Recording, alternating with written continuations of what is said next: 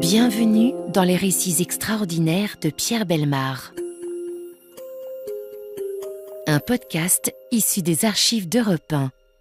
Chers amis, les événements décrits dans ces mémoires par un policier, que nous appellerons le commissaire Marquet si vous le voulez bien, auraient pu se dérouler aussi bien en France qu'en Angleterre, en Italie ou aux États-Unis. Aussi, bien que le héros ait été un personnage célèbre il y a quelques années, nous avons évité soigneusement les noms de lieux et de personnes. Car si sur le plan de l'enquête purement policière ce dossier extraordinaire est d'une grande banalité, on y rencontre un personnage monstrueux, fascinant et très, très dangereux dès qu'on parle de lui.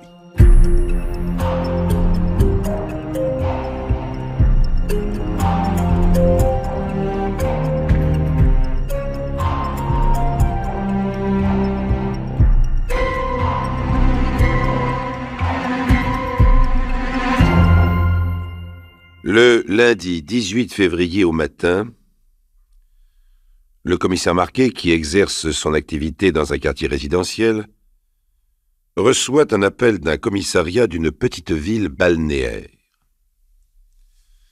Le commissariat de province annonce que la bonne d'un hôtel, en apportant le plateau du petit déjeuner dans la chambre d'un client, a trouvé celui-ci en train d'agoniser.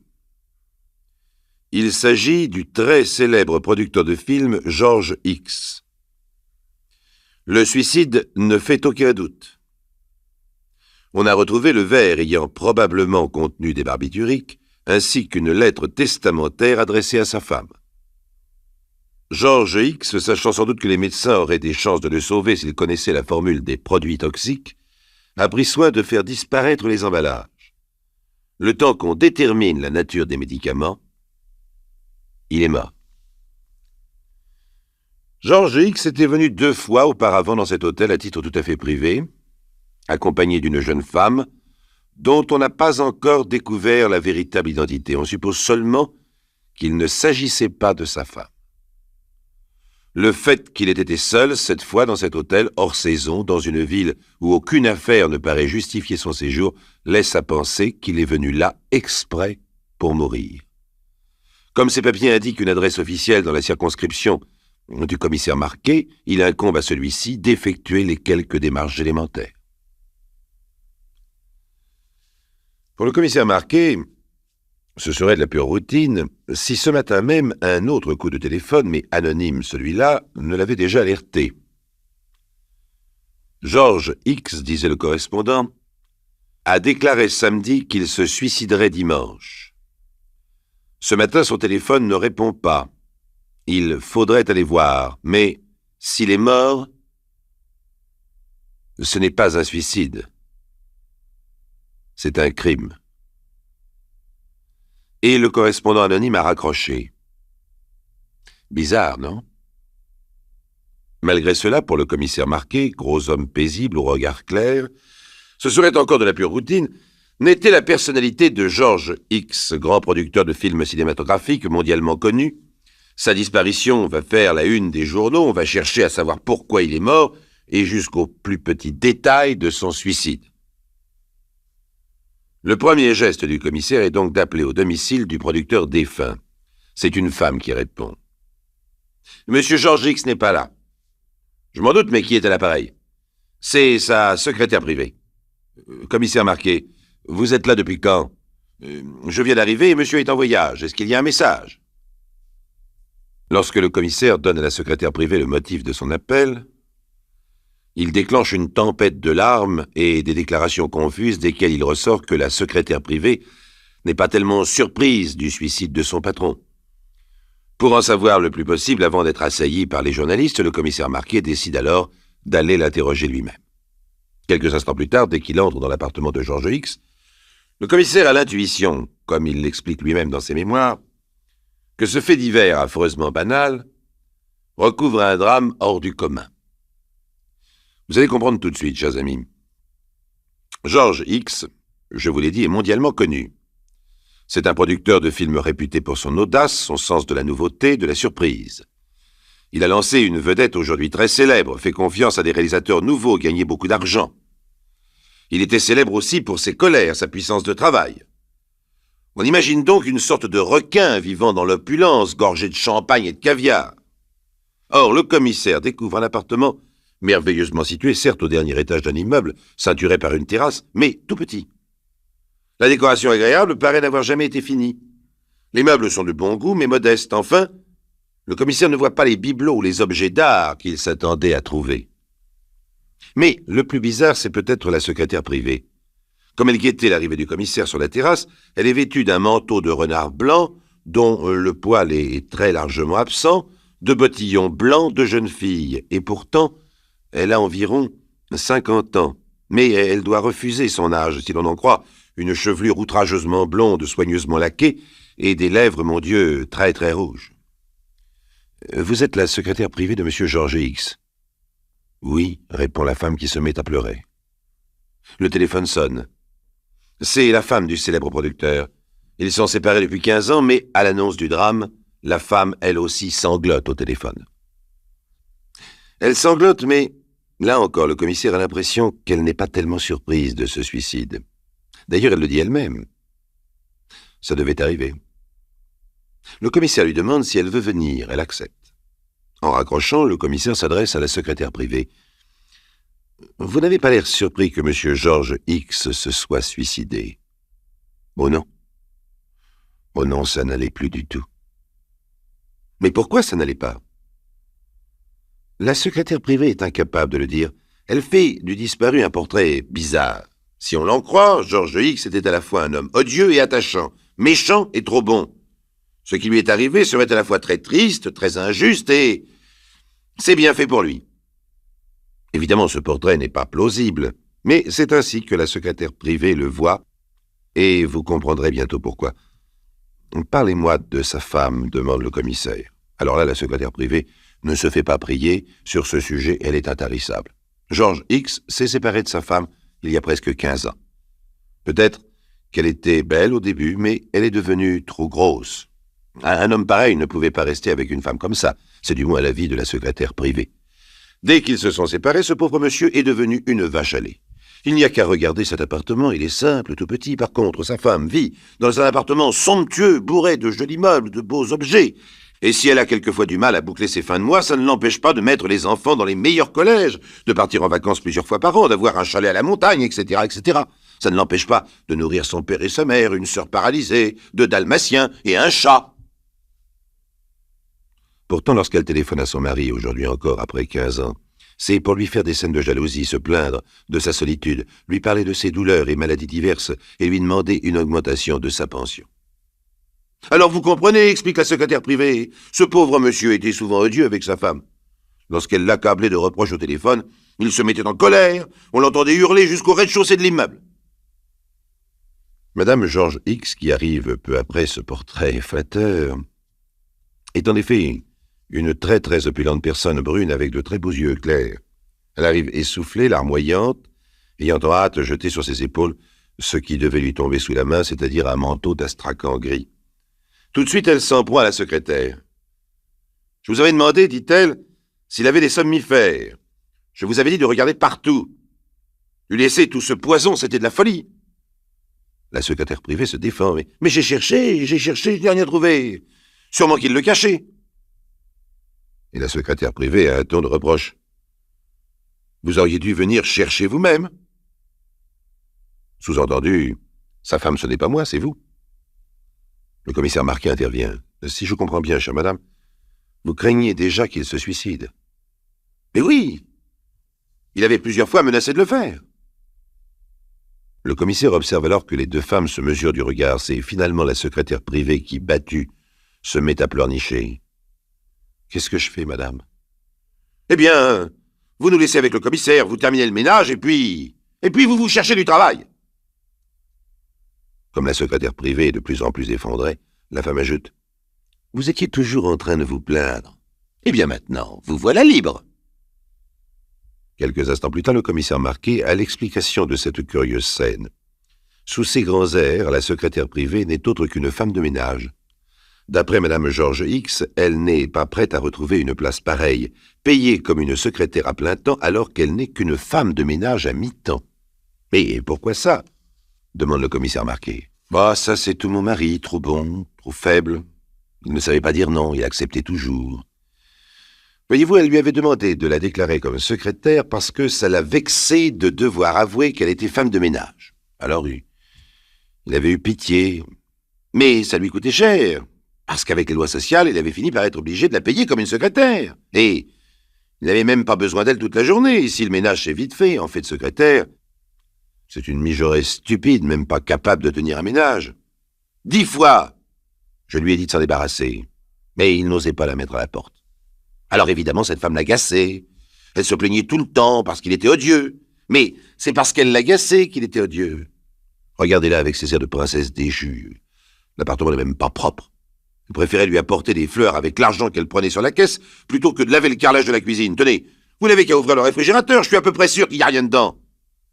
Quand par hasard mon mari voulait dîner chez lui, il fallait qu'il fasse ses courses. Et le samedi matin, tenez, il faisait son lit parce que madame, la secrétaire privée, ne voulait pas venir le samedi. Trop bon, trop faible, a dit la femme. Vache à lait, a dit la secrétaire femme de ménage. Le commissaire Marquet découvre un portrait totalement inattendu du grand producteur George X. Comme vous allez le voir, chers amis, il est loin d'être au bout de ses surprises. La surprise suivante, c'est un nouveau coup de téléphone, cette fois du bureau de George X. C'est une secrétaire qui appelle, mais une vraie secrétaire, qui demande d'une voix inquiète si George est là. Dès que le commissaire annonce la triste vérité, il sent au bout du fil comme un vent de panique. Mais là encore, si c'est la panique, ce n'est pas la stupeur. Finalement, il entend une voix d'homme, lasse et triste. « Ça devait arriver, dit la voix. « À qui ai-je l'honneur » demande le commissaire. « Je suis un ami et l'associé de Georges. »« Vous vous doutiez de quelque chose » demande le commissaire. « Il avait plusieurs fois menacé de se suicider. » « Et pourquoi ?»« Eh bien parce que, répond la voix... »« Parce que quoi ?»« Parce que... » Le commissaire comprend que l'homme cherche des mots pour exprimer une évidence, une fatalité. Finalement, ces mots arrivent comme une avalanche. Parce qu'il était au bord de la faillite, parce qu'on avait les polyvalents sur les reins, parce qu'il s'engueulait avec tout le monde, parce qu'il avait fait de grosses erreurs et que les actionnaires n'étaient pas contents, parce que sa femme est un boulet, parce qu'il était amoureux d'une fille qu'il traitait, il faut voir comment, parce qu'il était complètement surmené, parce qu'il passait son temps dans les avions, qu'il travaillait jusqu'à 11 heures du soir, aller de la colère au désespoir, voilà. C'est pour tout cela qu'il s'est suicidé. Mais vous? Quoi, moi? Comment étiez-vous avec lui? Il y a un long silence. Au bout du fil, manifestement, l'homme s'interroge et finalement répond lentement avec un mélange d'hypocrisie, de prudence et de remords. Moi, qu'est-ce que vous voulez? J'étais souvent en désaccord avec lui. Il m'écoutait pas, hein? Je l'ai dit, il a fait de grosses erreurs. Enfin, vous étiez très liés avec lui. Bien sûr, nous sommes des amis d'enfance. Lorsqu'il raccroche, le commissaire est pensif. Son interlocuteur a parlé de menaces comme la femme de George X. Selon eux, George ne prévenait pas qu'il allait se suicider. Ils disent qu'il menaçait de le faire.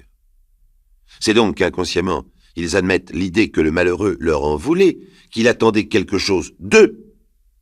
Certes, le chantage au suicide est classique, mais dans leur esprit, il est clair que ce suicide n'était pas seulement pour George X une façon d'échapper à ses soucis, mais qu'il était aussi une forme d'agression, une vengeance peut-être.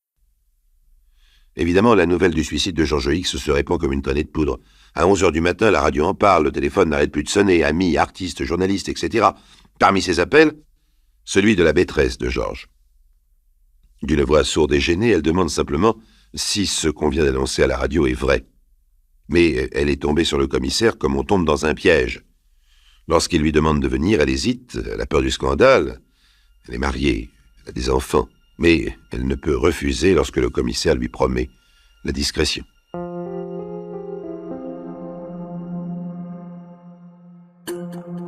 Les récits extraordinaires de Pierre Bellemare, un podcast Europe 1. Je ne sais pas, chers amis, si vous avez deviné où se cache le personnage monstrueux que je vous annonçais au début du récit. Sa femme? Oh non, évidemment pas. La femme de ménage?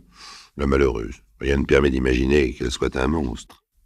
Pourtant, le monstre est déjà là, bien là, et si vous savez écouter, peut-être avez-vous déjà entrevu un croc ou le bout de son oreille. Voici la maîtresse, les yeux noirs, le front bombé, une longue chevelure brune, et la bouche éblouissante. Sa pâleur est extrême. Elle a le souffle court et les yeux brillants. Elle fait un effort pour ne pas s'effondrer. La conversation avec le commissaire est rapide et pénible. Non, elle n'est pas surprise par ce suicide. Il l'en avait souvent menacé. Elle aussi a employé le mot « menacé ». Pourquoi? Pourquoi? Et parce qu'il lui en voulait, c'est clair. Il l'aimait à la folie, mais il lui en voulait. Il lui en voulait parce qu'elle refusait depuis 10 ans de venir vivre avec lui. Et pourquoi ne voulait-elle pas venir avec lui? Parce qu'il ne se serait pas entendu, elle en est sûre. C'était un homme trop coléreux, trop nerveux, amant délicieux. Il aurait fait un mari épouvantable. D'ailleurs, après des scènes particulièrement violentes, elle avait décidé plusieurs fois de rompre. C'est toujours lui qui était revenu la chercher. Et puis, elle a un mari qu'elle estime, des enfants qu'elle élève bien. Elle ne voulait pas sacrifier tout ça. Mais alors, leur amour, c'était quoi? Eh bien, c'était quelques heures merveilleuses, 1 ou 2 fois par semaine. Quelques week-ends volés sous un prétexte ou sous un autre, vécus dans des endroits délicieux. Quelques voyages pittoresques, car il savait comment la distraire, comment la satisfaire.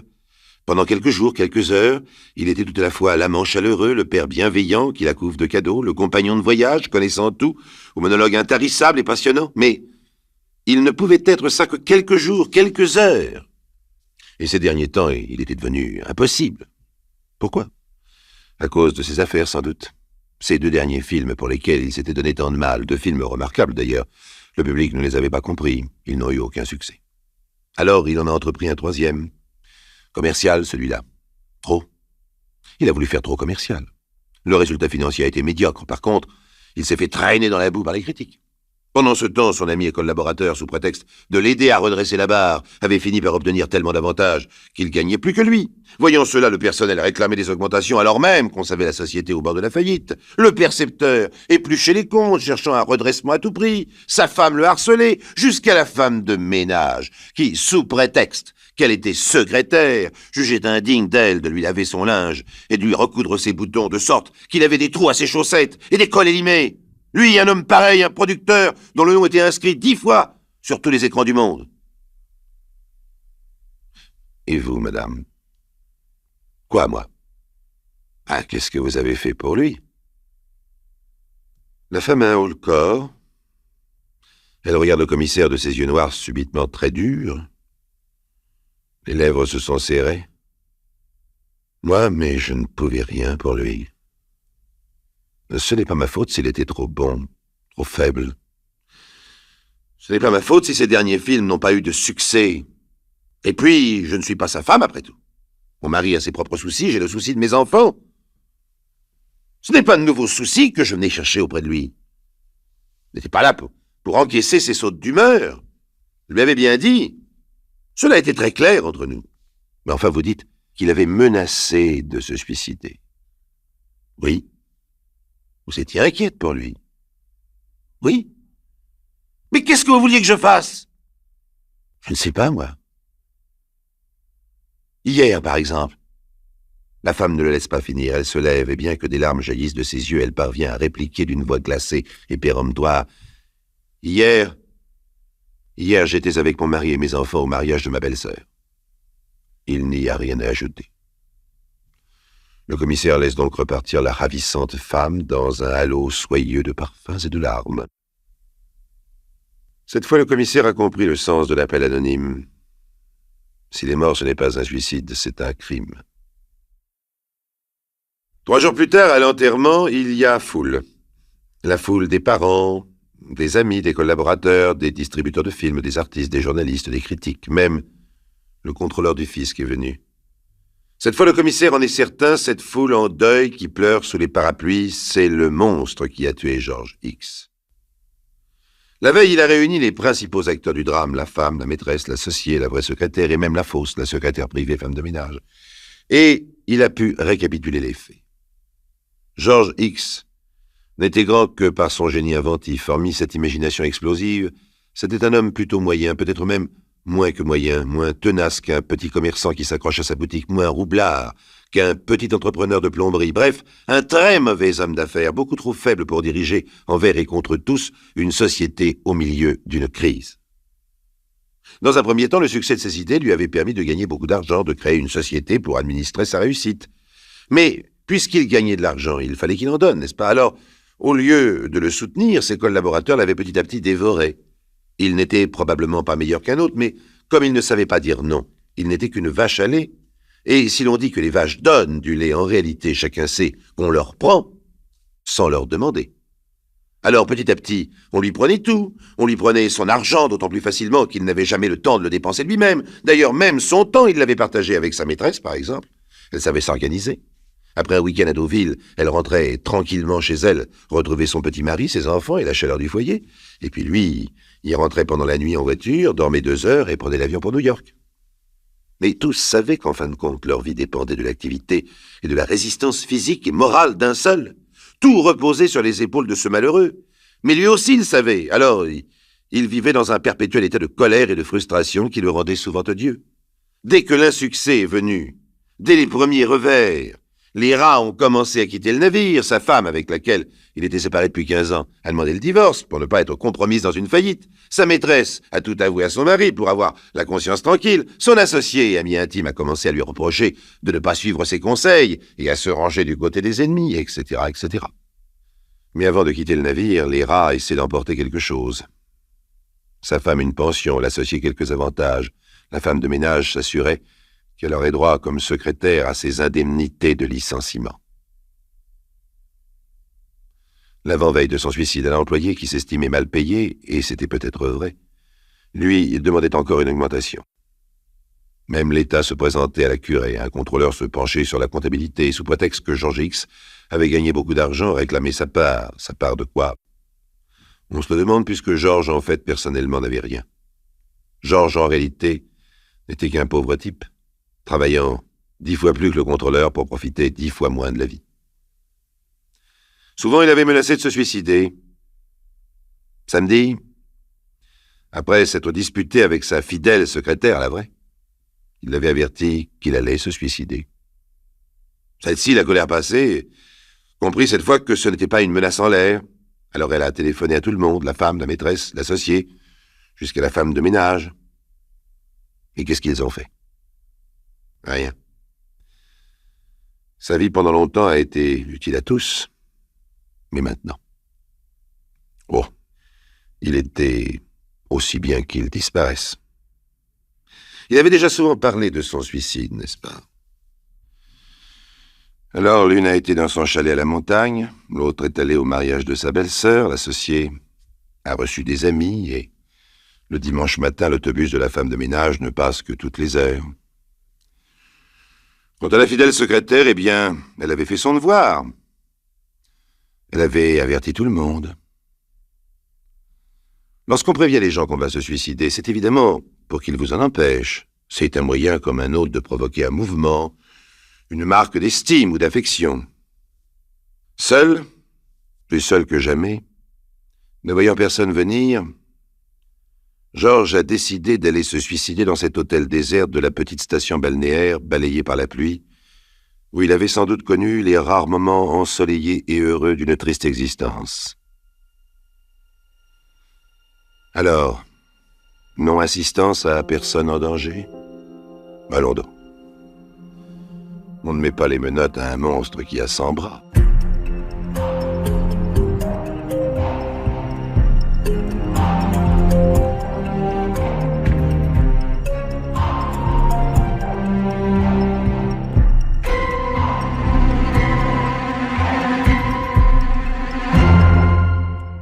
Vous venez d'écouter Les récits extraordinaires de Pierre Bellemare, un podcast issu des archives d'Europe 1 et produit par Europe 1 Studio. Réalisation et composition musicale, Julien Tarot. Production, Lisa Soster. Patrimoine sonore, Sylvaine Denis, Laetitia Casanova, Antoine Reclus. Remerciements à Roselyne Bellemare. Les récits extraordinaires sont disponibles sur le site et l'appli Europe 1. Écoutez aussi le prochain épisode en vous abonnant gratuitement sur votre plateforme d'écoute préférée.